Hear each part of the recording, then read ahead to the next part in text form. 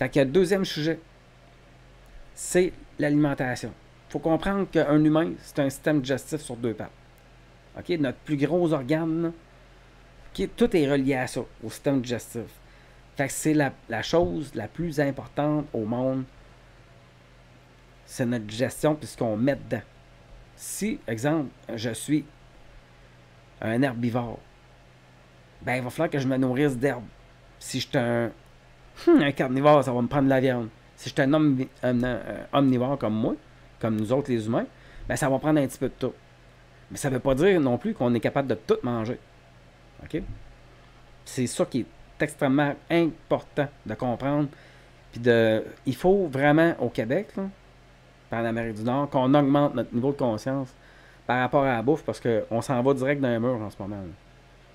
Okay? Je veux juste, il faut juste comprendre que si les Chinois, les Indiens, là, ce qui représente quasiment la majeure partie de la population de la planète, s'ils se mettraient à manger comme nous autres, pas à faire comme nous autres, là, ça leur prendrait, ça coûterait des milliards et des centaines de milliards juste pour leur système de soins. Là. Tu sais, leur système de santé coûterait une fortune, ça n'aurait aucun bon sens. Là.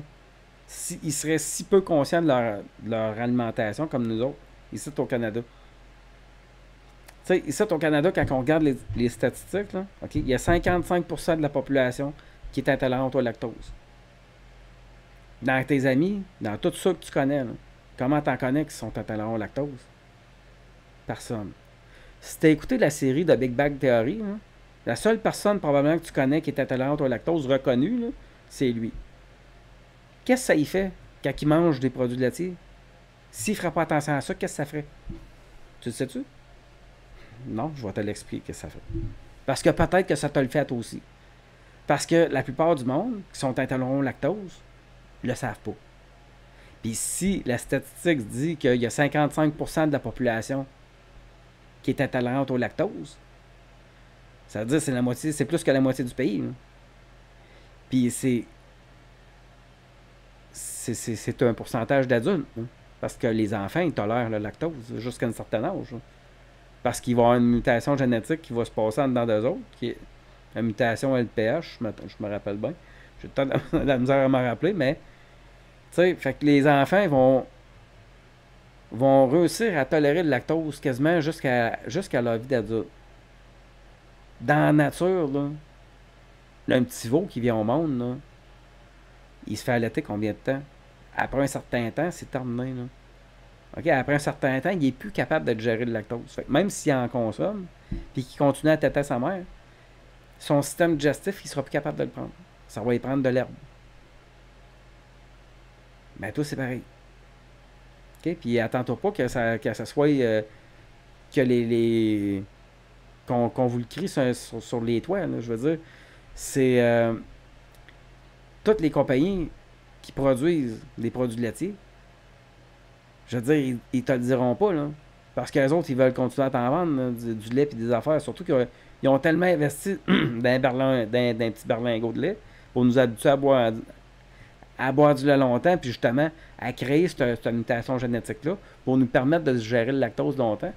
Mais il reste que, rendu adulte, on se met à boire de la bière, puis à un moment donné, du lait, on n'en consomme plus.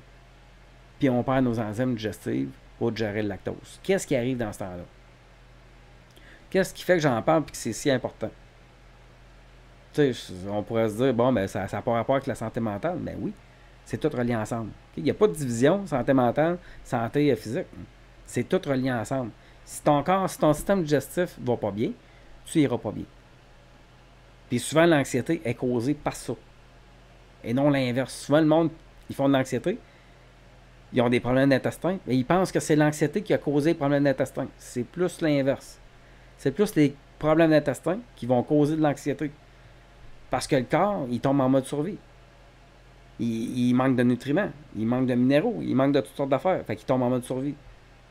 Quand on tombe en mode survie, ben là, on va utiliser les deux mécanismes de survie qui est le plus courant, le déni et la négation.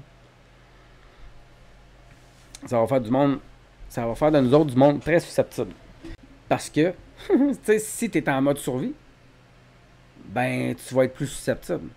C'est comme connu, là. C'est pas quelque chose que j'invente.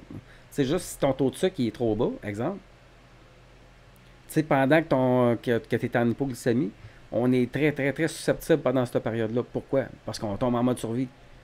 Parce que si notre taux de sucre ne remonte pas, on peut mourir.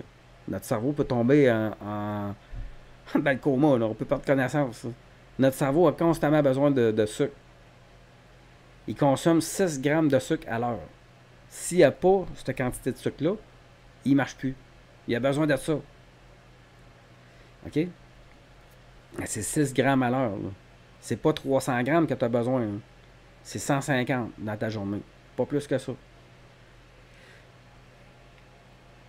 Mais je veux juste qu'on se concentre sur le lactose. Qu'est-ce qui va arriver si tu consommes du lactose, si tu bois du lait et que tu n'as pas les enzymes pour digérer ça? Qu'est-ce qui va se passer avec ton body?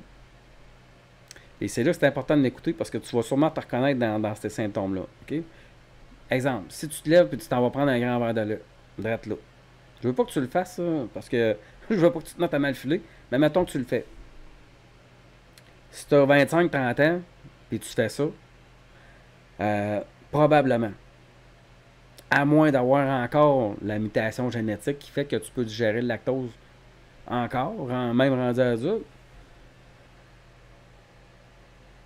ce que ça va te faire, c'est si tu bois un grand verre de lait, c'est que ça va te couper le souffle. Fait que tu sais, si ça t'arrive d'être assis en avant de la TV, puis pour rien, tu as de la misère à respirer, mais juste pendant une courte période, peut-être 2-3 heures, ben écoute-moi encore plus. Parce que si ça te fait souvent ça, après avoir mangé, si après avoir mangé, souvent tu es assis, mettons que tu écoutes la TV ou tu écoutes un film, puis que tu commences à avoir de la misère à respirer, puis tu commences à te jouer dans le nez parce que tu penses qu'il y a quelque chose qui t'obstrue le nez. Fait que là, tu vas commencer à te décrotter le nez. Parce que tu vas avoir un petit peu, pas une crise d'asthme, que tu vas t'en aller à l'urgence. Ça va te faire ça si tu fumes la cigarette beaucoup. Puis si tu as une réaction allergique, mettons que tu as un chat, puis tu es allergique au chat, puis que tu consommes des produits laitiers. Là, l'accumulation de toutes les. Tu sais, du lactose, l'ingestion que tu vas faire à cause du lactose, plus le fait de fumer, plus le fait d'être allergique au pollen, exemple, puis d'être dans une période où il y a beaucoup de pollen. Bon, mais les trois ensemble, là, ça va faire que tu seras plus capable de respirer, puis tu vas aller à l'urgence, puis tu vas aller voir le médecin, puis tu vas dire je manque d'air. Lui, il va te dire c'est de l'anxiété. Ou que c'est parce que tu as probablement enlevé une tête de. Il va te dire de rajouter une tête d'oreiller ou de mettre ta tête de lit plus haut. C'est ça qu'il va te dire. Mais il comprendra pas que tu as fait une crise d'asthme à cause du lactose. Puis si tu fumes la cigarette, que tu bois du Pepsi, mettons Pepsi Coke Cola, si tu bois beaucoup de boissons gazeuses, surtout Coke Pepsi, puis qu'après avoir bu du lait, en plus tu fumes, en plus tu as des petites réactions allergiques, tu seras plus capable de respirer. Puis, sauf que ce qui est plate, c'est que mec, tu passes des examens à l'hôpital, ils vont te dire tout est correct. Parce qu'après quelques heures, le temps de voir le médecin, tu vas être redevenu correct. Puis pendant cette période-là, si mettons là, tu vois le médecin et tu dis hey, j'avais vraiment de la misère à respirer, là, puis il tire comme conclusion, mettons il te fait passer des examens pour savoir si tu es allergique à quoi tu es allergique. Là, tu vois que tu es allergique à la poussière, puis chez vous, il y a de la poussière, par exemple. Okay? Là, il va te prescrire des pompes parce qu'il va te dire que tu es asthmatique.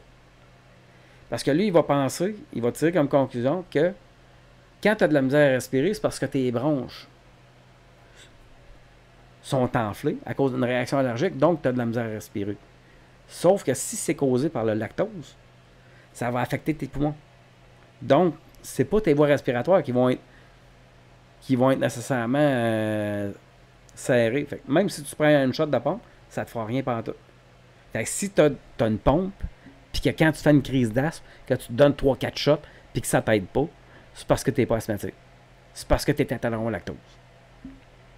Parce que quand tu fais une indigestion à cause du lactose, de un, ton estomac, là, il va créer du sucre gastrique. Ton corps va créer du sucre gastrique pour essayer de gérer ça. S'il n'est pas capable, parce qu'il n'y a pas les enzymes Les enzymes, c'est comme un débouche-canne, exemple. Fait que toi, quand tu avales quelque chose, ça arrive dans ton estomac, ben ça prend un enzyme pour ouvrir la canne, pour avoir la bouffe qu'il y a dedans. Pour que ton estomac, ton corps soit capable de te gérer. Si tu n'as pas l'enzyme, ton corps il n'est pas capable de te gérer ça, mais lui, il va quand même créer du sucre gastrique pour essayer de gérer ça. C'est ça qui va te donner des brûlements d'estomac. Fait que lui, il va créer du sucre gastrique pour gérer le lactose, mais il n'est pas capable. Donc, là, il a fait un emprunt au sang. Il a le sucre, pour faire le sucre gastrique, il l'a emprunté quelque part. En pensant que, quand le processus de digestion aurait commencé, que le taux de sucre aurait remonté tout de suite. Parce que là, il est capable d'aller chercher les nutriments qu'il y a dans la protéine, qu'il y a dans l'aliment. Mais là, il n'y a pas l'enzyme. Fait que lui, il continue de créer du sucre gastrique, mais il n'est pas capable de le gérer. Fait que toi, ça va te faire une indigestion. Fait que ça va se mettre à ballonner, à fermenter dans ton estomac. Fait que, mec, tu touches à ton estomac, là, tu vas avoir des ballons d'air dans ton estomac. Puis il va constamment falloir que tu te redresses pour faire un rapport, pour laisser sortir l'air.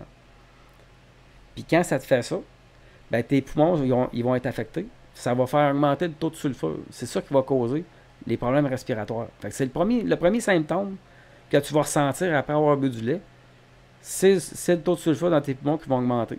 Sauf que si tu bois beaucoup de liquide, ça va passer dans le temps de le dire. Ça va passer facilement parce que ton urine va tout nettoyer ça. Comprends-tu? Fait que tu vas juste pisser, ça va sentir un petit peu plus peut-être le soufre que d'habitude, mais tu t'en apercevras même pas. Fait que c'est pour ça souvent que le monde, les gars vont commencer à boire régulièrement. Parce qu'ils soupent, ils mangent le soir. Puis les soirs qu'ils boivent de la bière, là, ils mangent pas de gâteau avec un verre de lait. Tu sais, ils vont peut-être avoir des produits laitiers dans leurs affaires, mais ils mangeront pas de crème glacée, ils mangeront pas de produits laitiers. Ça fait pas avec l'alcool. Fait que souvent, tu sais, ou même quand tu es en train de faire une petite crise d'asthme à cause de ça, puis que tu es sous l'effet de l'alcool, tu vas moins le sentir. On dirait que ça nous dérange moins, en tout cas. Puis après ce que ça risque de